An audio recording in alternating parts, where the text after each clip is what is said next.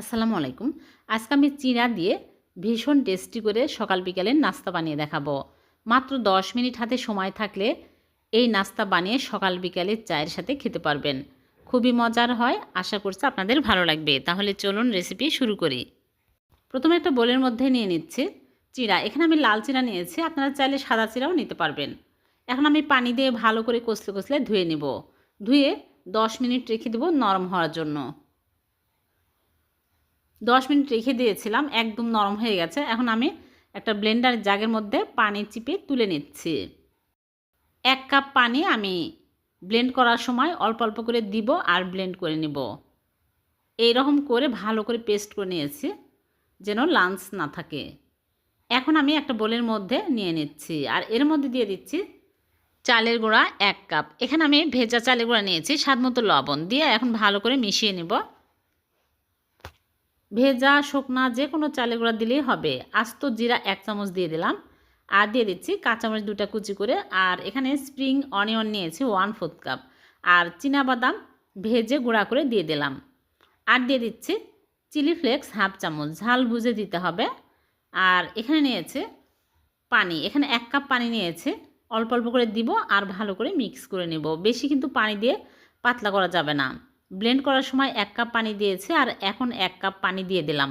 এখন আমি গাজর গ্রেট করে নিয়েছি 1/2 কাপ দিয়ে দিলাম, দিয়ে ভালো করে মিশিয়ে নিব।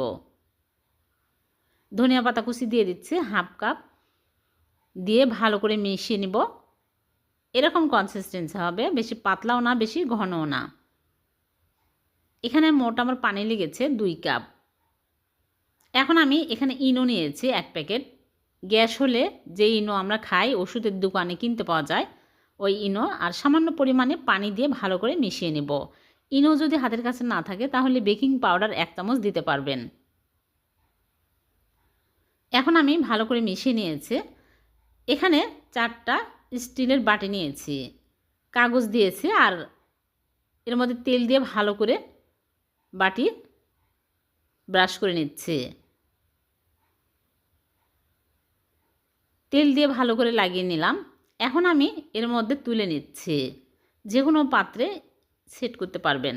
সকাল বিকালে ঝটপট এই নাস্তাগুলো বানিয়ে চায়ের সাথে খেতে পারবেন, খুবই মজার হয়। আর উপর দিয়ে আমি গাজর কুচি দিয়ে দিচ্ছি, দেখতে সুন্দর লাগবে এর জন্য।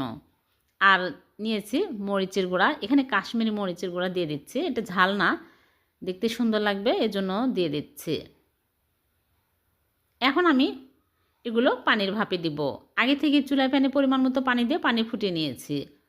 এখন আমি একটা স্ট্যান্ড বসে স্ট্যান্ডের উপরে বাটিগুলো বসিয়ে দিচ্ছি। 3টা একসাথে দিয়ে আমি 10 মিনিট ভাপিয়ে নিব। 10 মিনিটেই কিন্তু হয়ে যাবে। ঢেকে হাই হিটে জাল করব 10 মিনিট। 10 মিনিট পর ফিরে আসলাম, হয়ে গেছে দেখুন, ফুলেও গেছে। এখন চুলা থেকে নামিয়ে ঠান্ডা করে তুলে আপনাদেরকে দেখাচ্ছি। এক এক চুলার আঁচ এক এক রকম, কম বেশি লাগতে পারে। 12 মিনিটও লাগতে পারে, আবার 15 মিনিটও লাগতে পারে। এখন আমি ঠান্ডা হয়ে গেছে এরকম করে তুলে নিচ্ছি, দেখুন কত সুন্দর হয়েছে। কাগজ তুলে ফেলে দিচ্ছে।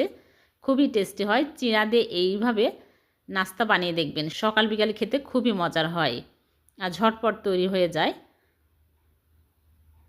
এখন আমি কেটে দেখাচ্ছি। ভিডিওটি যদি ভালো লেগে থাকে লাইক কমেন্ট শেয়ার করতে ভুলবেন না। আপনাদের একটা লাইক কমেন্ট আমাকে অনুপ্রাণিত করে। আবারও দেখা হবে এরকম নতুন কোনো রেসিপিতে। সে পর্যন্ত ভালো থাকবেন, সুস্থ থাকবেন। আল্লাহ হাফেজ।